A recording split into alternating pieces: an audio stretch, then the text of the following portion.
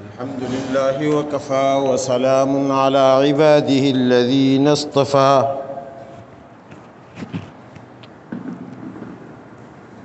أما بعد فأعوذ بالله من الشيطان الرجيم بسم الله الرحمن الرحيم كمثل الشيطان إذ قال للإنسان اكفر فلما كفر قال إني بريء منك إني أخاف الله رب العالمين فكان عاقبتهما أنهما في النار خالدين فيها وذلك جزاء الظالمين صدق الله العظيم۔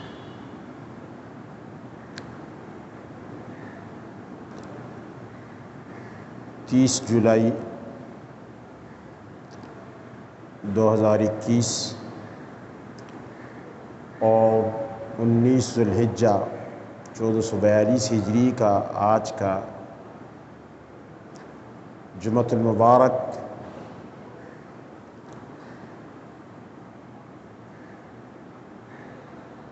سال کے اسلامی سال کے آخری جمعوں میں سے ہے۔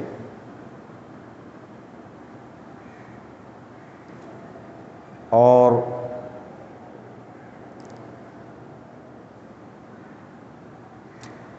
مسلمانان عالم ایک نئے سال کا آغاز کرنے جا رہے ہیں۔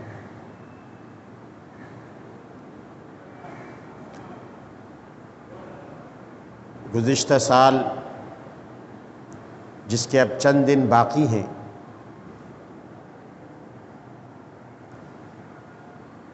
ہماری زندگی کا ایک قیمتی سال تھا جو اب ہاتھ سے تقریباً نکل گیا۔ خوش قسمت تھے وہ انسان جنہوں نے اپنے اس گزرے سال کو قیمتی بنایا اور اس پورے سال میں اپنے رب کو راضی رکھا۔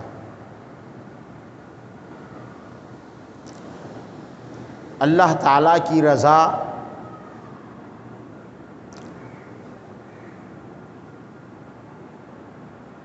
ایک تو اس کا حصول ہے کہ اللہ کو راضی کر لیا جائے، لیکن پھر اس رضا کا مرتے دم تک برقرار رکھنا،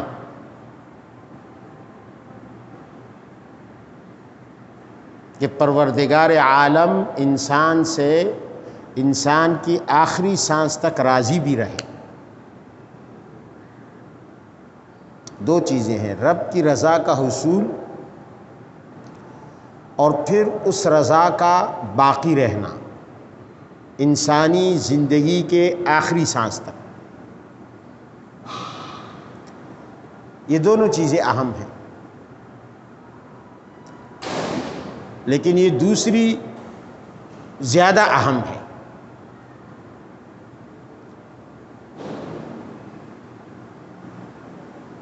اللہ تعالیٰ کا راضی ہونا تو آسان ہے کہ اللہ نے نیک اعمال اسی لیے مقرر فرمائے، بندوں پر عبادات مقرر کی، نیک اعمال مقرر کیے، ان کا حکم دیا کہ اعمال صالحہ بجا لاؤ۔ مقصد کیا ہے؟ کہ اللہ تعالیٰ بندے سے راضی ہو جائے۔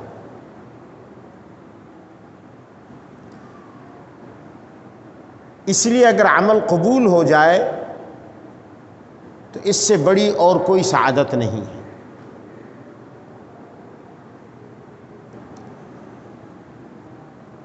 تاریخ میں ہمیں ایسے واقعات مل جاتے ہیں کہ بعض انسان اپنی عبادات کے بلبوتے پر، اپنی محنت کے بلبوتے پر انہوں نے اللہ کا قرب حاصل کیا، ایک مقام حاصل کیا،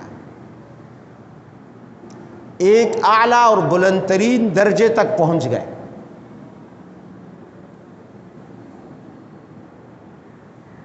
مگر اس اعلیٰ مقام پر وہ برقرار نہ رہ سکے۔ اللہ کا وہ قرب ہمیشہ ان کو حاصل نہ رہا، جلد ہی محروم ہو گئے۔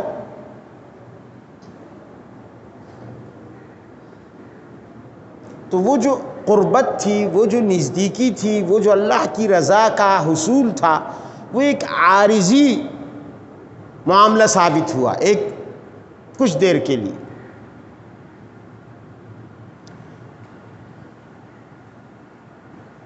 سب سے پہلے اس کی مثال تو آپ شیطان کو لے لیں، ابلیس کو۔ ابلیس نے کثرت عبادت کی وجہ سے کتنا بلند مقام حاصل کر لیا، اسے اللہ کی معرفت بھی حاصل، اللہ کی قربت بھی حاصل،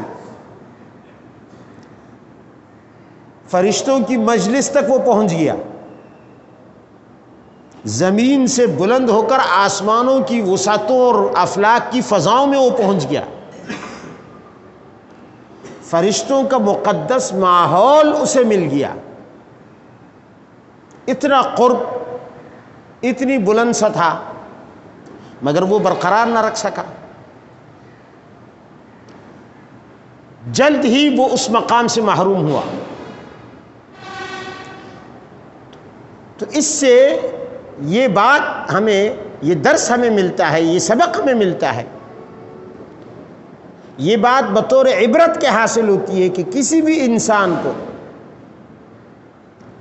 اگر زندگی میں کوئی بھی مقام حاصل ہو جائے تو اس پر اسے مغرور نہیں ہونا چاہیے۔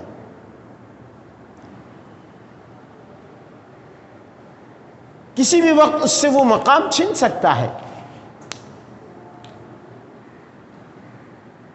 وہ مقام، وہ رفعتیں، وہ بلندیاں، وہ عزتیں، وہ عظمتیں ایک سراب ثابت ہو سکتی ہیں۔ ابلیس کے ساتھ یہی ہوا، اسی لیے یعقوب علیہ السلام نے اپنے بچوں کو وفات کے وقت جو وصیت فرمائی، اور یہ اب ہر باپ کو اپنی اولاد کو کرنا چاہیے، ہر والد کی ذمہ داری ہے کہ وہ اپنی اولاد کو یہ وصیت کرے۔ قرآن عظیم نے حضرت یعقوب علیہ السلام کی اس وصیت کو نقل کیا، وَوَصَّى بِهَا إِبْرَاهِيمُ بَنِيهِ وَيَعْقُوب۔ حضرت ابراہیم علیہ السلام، حضرت یعقوب علیہ السلام پر جب موت آئی، موت کا وقت قریب ہوا، اذ حضر یعقوب الموت، تو حضرت یعقوب علیہ السلام نے جو وصیت فرمائی اس میں ایک وصیت یہ تھی کہ فَلَا تَمُوتُنَّ إِلَّا وَأَنْتُمْ مُسْلِمُونَ، کہ تمہاری موت یہ حالت ایمان پر آنی چاہیے، حالت اسلام پر آنی چاہیے، یعنی جو مقام اطاعت کا، جو مقام قرب خداوندی کا تمہیں آج ملا ہے یا زندگی میں کبھی بھی ملے، تو مطمئن ہونا نہیں، مطمئن مت ہونا، بے فکر مت ہونا کہ اب ہم تو اس مقام تک پہنچ گئے، اب اس کے بعد کیا خطرہ ہے، کوئی خطرہ باقی نہ رہا، ایسا نہیں، لمحہ لمحہ انسان خطرے میں ہے، ہر لحظہ اس کا خطرے میں ہے، ہر سانس اس کی خطرے میں ہے، کسی بھی وقت کایا پلٹ سکتا ہے، کسی بھی وقت انسان میں تبدیلی آ سکتی ہے اس کے اعتقادات میں، اس کے خیالات میں، اس کے تفکرات میں، اس کے تصورات میں۔ تو حضرت یعقوب علیہ السلام نے اپنے بیٹوں کو ہوشیار کرنے کی کوشش کی، فلا تموتن الا وانتم مسلمون، تمہاری موت تک جو مقام تمہیں اللہ نے دیا ہے اپنے اسلام اور اپنی ایمان کی بنیاد پر، تو اسے ضائع نہ کرنا، آخری سانس تک اس پر قائم رہنا۔ ورنہ ایک مثال تو میں نے دے دی، اور یہ تو عام مثال ہے۔ نبی کریم صلی اللہ علیہ وسلم نے، حضرت عبداللہ ابن عباس رضی اللہ تعالیٰ عنہ، نبی علیہ السلام نے بھی اپنی دعاؤں میں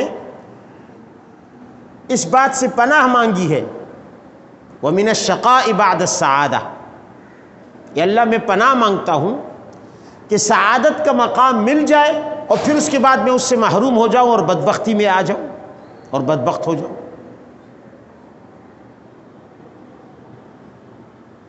بعض لوگ کہتے ہیں نا کہ جی فلاں عالم سے یہ کام ہو گیا، فلاں بزرگ سے یہ گناہ ہو گیا، تو یہ کوئی انوکھی بات تو ہے نہیں، انسان معصوم تو نہیں ہے۔ ہاں اگر فرشتوں سے گناہ ہو تو یہ اعتراض کی بات ہے، اس لیے کہ فرشتے معصوم ہیں، یہ عیب کی بات ہے۔ انبیاء کرام سے اگر گناہ سرزد ہو جائے بالفرض والتقدیر تو یہ عیب ہے، باقی تو کسی میں اللہ نے عصمت کا خاصہ نہیں رکھا۔ لہٰذا انسان کو ہر وقت بیدار اور ہوشیار رہنے کی ضرورت ہے۔ عبداللہ ابن عباس رضی اللہ تعالی عنہما نے بنی اسرائیل کے ایک بہت بڑے ولی کا واقعہ بتایا، بہت بڑے بزرگ کا واقعہ سنایا۔ ولی اللہ مقام کیا ہے؟ حد درجے کے عابد اور زاہد، اور اللہ کے ہاں قرب کا مقام کیا ہے کہ منہ سے جو بھی دعا نکلے فوراً بارگاہ الہی میں قبول ہو۔ حضرت عبداللہ بن عباس فرماتے ہیں کہ بنی اسرائیل میں ایک بہت بڑے ولی تھے، بزرگ تھے، نام تھا ان کا برسیسا۔ برسیسا عابد کے نام سے مشہور تھے، 24 گھنٹے اللہ تعالیٰ کی عبادت میں مشغول رہتے، اپنے لیے ایک خانقاہ، ایک عبادت گاہ بنائی ہوئی تھی، ایک گرجا بنایا ہوا تھا، اور اس عبادت گاہ میں رات کو بھی اللہ کی عبادت میں مشغول رہتے، دن کو بھی اللہ کی عبادت میں مشغول رہتے، دنیا سے قطع تعلق کر لیا تھا، رشتہ ختم کر دیا، تعلقات ختم کر دیے، اپنے آپ کو رب کی بندگی کے لیے وقف کر دیا۔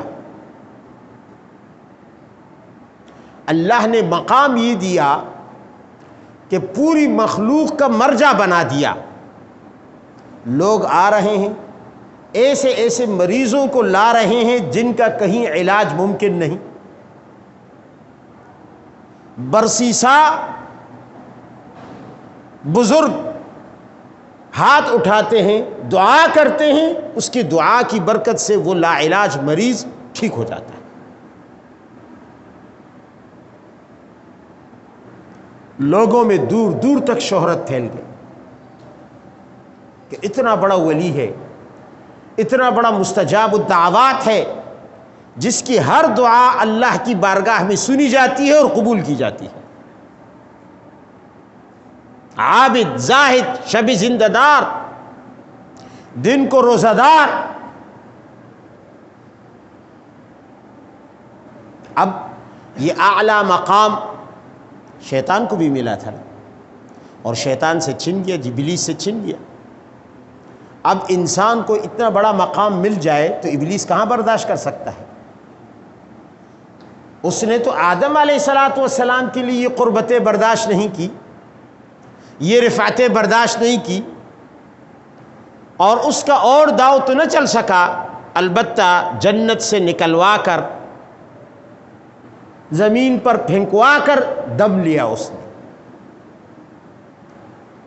لیکن جو روحانی قرب تھا وہ نہ چھن سکا۔ بس آپ یوں سمجھ لیں کہ اپنی سازش اور اپنی حسد اور اپنی تدبیر میں وہ ذرا سا کامیاب ہوا کہ حضرت آدم علیہ السلام کو جنت سے نکال کر زمین پر لے آیا، لیکن باقی حضرت آدم علیہ السلام کے چونکہ ارد گرد ایک حفاظتی باڑ تھی تو ابلیس اس میں کامیاب نہ ہو سکا ان کی عصمت کی وجہ سے۔ لیکن برسیسا تو ایسا نہیں تھا، ٹھیک ہے ولی تھا، بزرگ تھا،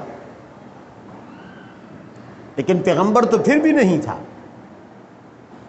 اتنا بڑا بزرگ اتنا بڑا مقام حاصل کر لے، ابلیس سے کہاں برداشت ہو سکتا تھا؟ حسد کی آگ میں جلنے لگا۔ وہ تو ابن آدم سے ویسے ہی جلتا ہے، ہر شخص سے جلتا ہے۔ یہ اس مسجد میں اس وقت جو جتنے ہم بیٹھے ہوئے ہیں سب سے جلتا ہے، اور پھر اگر کسی کو مقام مل جائے تو اس سے تو ضرور جلتا ہے۔ لہٰذا اس نے ایک پلاننگ کی، منصوبہ بنایا کہ یہ آدم کا بیٹا برسیسا اتنے بڑے مقام تک پہنچ گیا، میراندے درگاہ ہوا اور یہ مستجاب الدعوات بن گیا، کیسے ہو سکتا ہے؟ اس نے میٹنگ بلائی اپنی ذریت کی، شیاطین کی، سب کو جمع کیا اور ان سے کہا کہ ایک مشن پر بھیجنا ہے، کون تیار ہے تم میں سے؟ کیا مشن ہے سردار جی؟ کہا کہ برسیسا کو گمراہ کرنا ہے،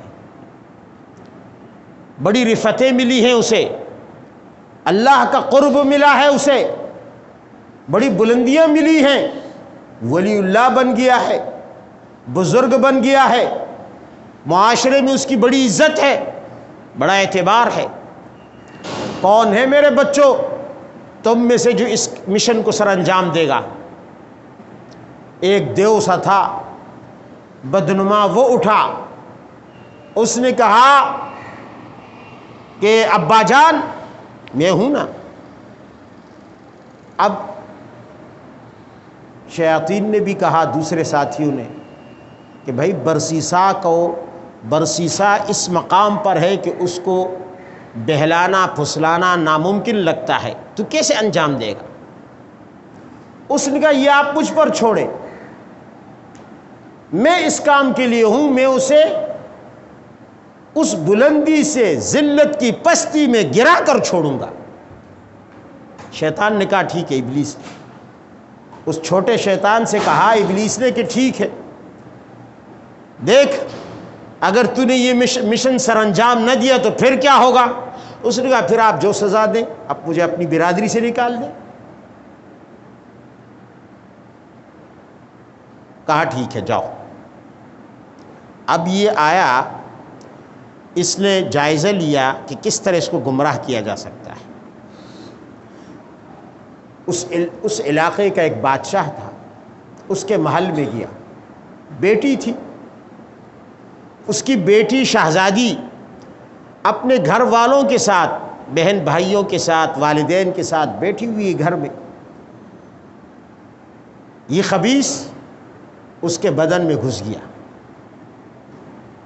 اور ایک دم وہ گر گئی، اس پر غشی طاری ہو گئی، لاتیں مارنے لگی، منہ سے جھاگ نکلنے لگا۔ گھر والے پریشان، بادشاہ پریشان کہ بیٹی کو اچانک کیا ہو گیا بیٹھے بیٹھے۔ وہ شیطان اس کے اندر گھس گیا۔ بیچارے دوڑے دوڑے کبھی کسی حکیم کے پاس، کبھی کسی عامل کے پاس، خود جائیں، کبھی کسی عامل کو اور معالج کو اپنے محل میں بلائیں۔ اب یہ انتظار کر رہا ہے۔ جب چند دن گزر گئے اور یہ روزانہ جاتا اور اس پر دورے ڈالتا، اس کے جسم میں گھس کر اسی طرح کے دورے اس کو پڑتے،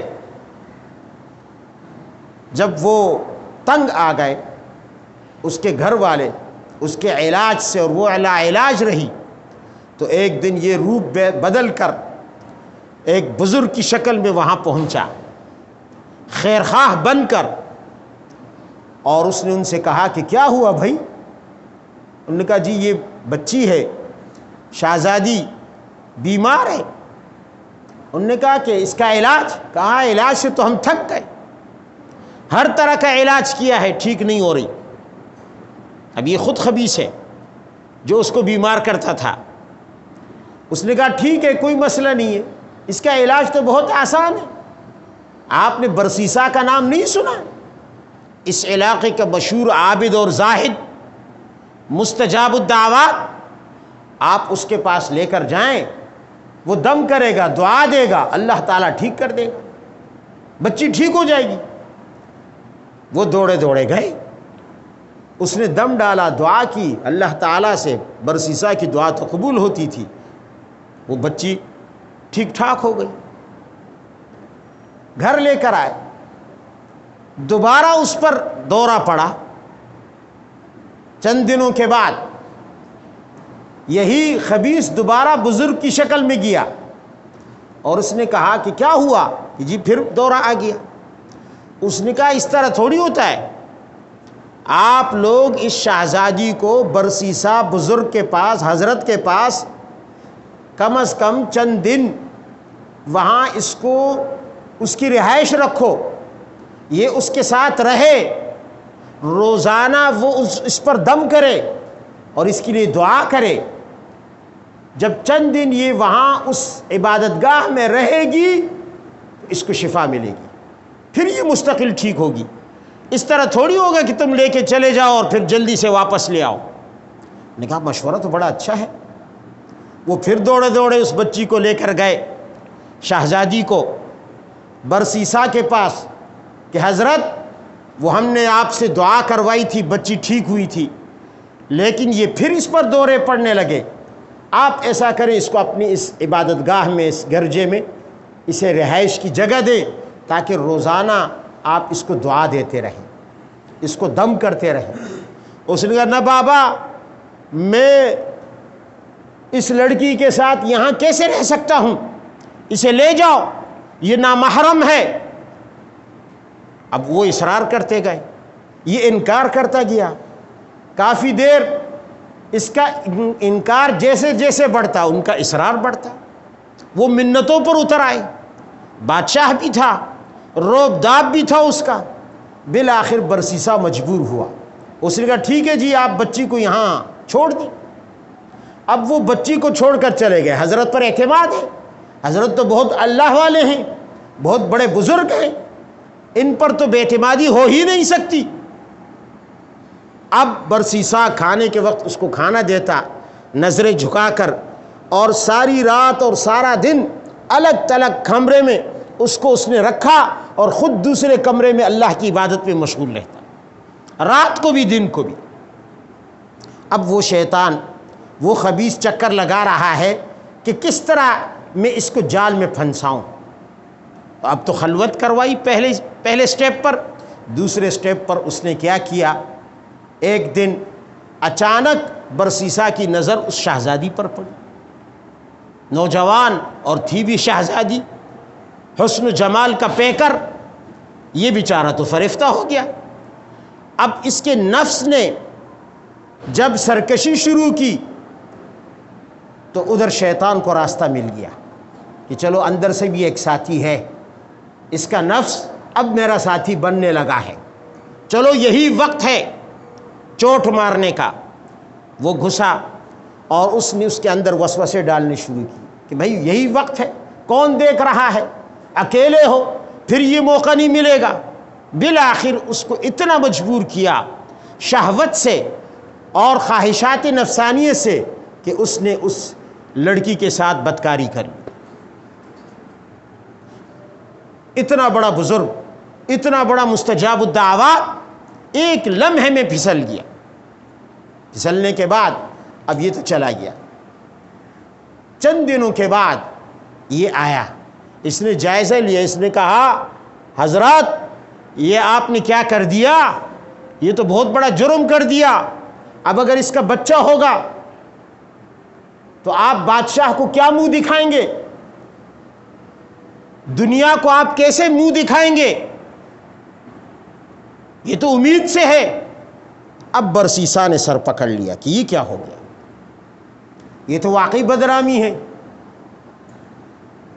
پریشان، کوئی حل سمجھ میں نہ آئے، کہنے لگا بھیا تو ہی حل بتا دے، تو ہی کوئی علاج بتا دے، اس مصیبت سے نکلنے کا کوئی نسخہ بتا دے۔ اس نے کہا آسان نسخہ ہے، تو سنسان جگہ میں ہے، تیری عبادت گاہ آبادی سے باہر ہے، یا کوئی نہیں دیکھ رہا تجھے، اس لڑکی کو قتل کر دے، مار دے، مارنے کے بعد اس کو یہیں دفن کر دے، اور اگر گھر والے پوچھے تو کہنا کہ بیمار تھی، مر گئی، میں نے اس کی یہیں تدفین کر دی ہے۔ اس نے کہا یہ تو بڑا اچھا مشورہ ہے۔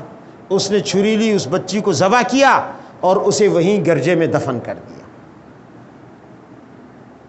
اب گھر والے پوچھنے آئے تو اس نے کہا کہ بھائی وہ تو بیمار ہو گئی تھی، اس لیے میں نے اس کی تدفین کر دی۔ اب حضرت اتنے بڑے بزرگ اللہ کی ولی جب ایک بات کہیں، کون اعتبار نہ کرے گا، کون اعتماد نہ کرے گا؟ لہٰذا واپس چلے گئے مطمئن ہو کر۔ وہی خبیث اگلے دن وہاں دربار میں گیا، بادشاہ کے دربار میں، بزرگ کی شکل میں، کہا کہ یہ حضرت برسیسا صاحب نے آپ لوگوں سے جھوٹ بولا ہے، اس نے بچی کو قتل کیا ہے۔ انہوں نے کہا تمہارے پاس کیا ثبوت ہے؟ کہا جاؤ فلاں جگہ کھودو، وہاں اس کی لاش ملے گی، تمہیں پتہ چل جائے گا کہ وہ طبعی موت مری ہے یا اسے قتل کیا گیا ہے۔ بادشاہ اپنے لواء و لشکر کے ساتھ آیا، فوج کے ساتھ آیا، اس نے وہاں برسیسا کو پکڑ لیا کہ بھئی بچی کہاں ہے؟ اس نے کہا جی وہاں فلاں جگہ دفن ہے، طبعی موت مری تھی۔ انہوں نے کہا ہم تو تحقیق کریں گے، تفتیش کریں گے۔ جگہ کو کھودا، لاش نکالی، دیکھا کہ بچی کو ذبح کیا گیا تھا۔ برسیسا کو پکڑ لیا، اس پر کیس چلا۔ اتنا بڑا بزرگ، ہر طرف چمی گوئیاں کہ ایک بہت بڑے ولی نے زنا بھی کی، پھر قتل بھی کیا، مقدمہ چلا، آخرکار اسے سولی کی سزا دی گئی، پھانسی کی سزا۔ جب اسے سولی پر چڑھایا گیا، اس کے ہاتھ باندھے گئے، تو وہی شیطان خبیث جس نے اس کو گمراہ کرنے کا ٹھیکہ لیا تھا وہ آیا۔ اس نے کہا کہ برسیسا کیا حال ہے؟ اس نے کہا دیکھ نہیں رہو میرے ساتھ کیا ہو گیا؟ عرش سے فرش پر گر گیا، موت سامنے ہے، سولی کا حکم دے دیا گیا ہے، چند لمحوں میں مجھے پھانسی دے دی جائے گی۔ اس نے کہا میں تمہیں بچا سکتا ہوں۔ برسیسا کی آنکھوں میں امید کی کرن نظر آئی۔ اچھا کیسے؟ اس نے کہا مجھے سجدہ کر دو، مجھے سجدہ کر دو، اللہ کا انکار کر دو، مجھے سجدہ کر دو، میں تمہیں 1 منٹ میں تمہیں سولی سے چڑھا دوں گا۔ اس نے کہا میرے تو ہاتھ پیر بندھے ہوئے، میں کیسے سجدہ کر سکتا ہوں؟ انہوں نے کہا سجدہ کرنے کے لیے تیار ہو؟ اس نے کہا بالکل تیار ہوں، موت سے نجات مل جائے۔ اس نے کہا سر کے اشارے سے سجدہ کر لو۔ اس نے سر جھکا کر اسے سجدہ کیا اور شیطان بھاگ گیا۔ اس نے کہا ارے بھائی کہاں بھاگ رہے ہو؟ تو نے تو کہا تھا کہ میرے سامنے سجدہ کر، میں تمہیں بچا لوں گا۔ اس نے کہا میں کیا، میرا باپ بھی نہیں بچا سکتا، میں خود اللہ سے ڈرتا ہوں، میں تمہیں کیا بچاؤں گا؟ میں تو اس مشن پر تھا کہ تجھے ولایت کے مقام سے شیطنت کے مقام پر لے آؤں، میں تجھے بزرگی سے شیطان بنا کر چھوڑ دوں۔ میں نے ابلیس سے وعدہ کیا تھا، یہ میرا مشن تھا، اور آج میں اس مشن میں کامیاب ہو گیا۔ ابن عباس فرماتے ہیں کہ قرآن عظیم کی اس آیت نے اشارہ کیا کمثل الشیطان اذ قال للانسان اکفر فلما کفر قال انی بریء منہ۔ ابن عباس نے یہ واقعہ سنا کر فرمایا کہ انسان شیطان کے بہکاوے میں آ کر کفر کر لیتا ہے، اور جب وہ جہنم کے گھڑے میں گر رہا ہوتا ہے اس وقت شیطان پیچھے ہٹ جاتا ہے، کہتا ہے کہ نہیں جی انی اخاف اللہ رب العالمین، میں خود تو اللہ سے ڈر رہا ہوں، میں تجھے کیا بچاؤں گا۔ پہلے اس کو شاباش دیتا رہا پہلے اس کو حوصلہ دیتا رہا، اور جب وہ گناہ اور کفر میں مبتلا ہوا، دیکھو کہاں سے اس نے سٹیپ بائی سٹیپ کفر تک پہنچا دیا۔ پہلی نامحرم کی خلوت، پھر نامحرم پر نظر بد، پھر اس کے بعد شہوت، پھر زنا، پھر قتل، اور آخر میں کفر اور شرک، سجدے غیر اللہ، اور بالآخر اسے ابدی جہنمی بنا کر چھوڑا۔ اس لیے کسی انسان کو مطمئن نہیں ہونا چاہیے اپنے عمل پر، ہر وقت بیدار اور ہوشیار رہنا چاہیے کہ ایسا نہ ہو کہ اللہ تعالیٰ مجھے اس مقام کے بعد، اگر کسی کو تہجد کا مقام ملا، کسی کو روزے کا مقام ملا، کسی کو دعاؤں کی قبولیت کا مقام ملا، اسے ہر وقت خطرے میں رہنا چاہیے کہ بیدار رہنا چاہیے کہ ایسا نہ ہو کہ اس بلندی کے بعد میں کسی وقت شیطان کے بہکاوے میں آ کر برسیسات کی طرح تباہ و برباد ہو جاؤں، گمراہی اور ضلالت اور ذلت کے گھڑے میں گر جاؤں، پستی کے گھڑے میں گر جاؤں۔ اللہ تعالیٰ زندگی کی آخری سانس تک ہماری حفاظت فرمائے۔ وآخر دعوانا الحمدللہ رب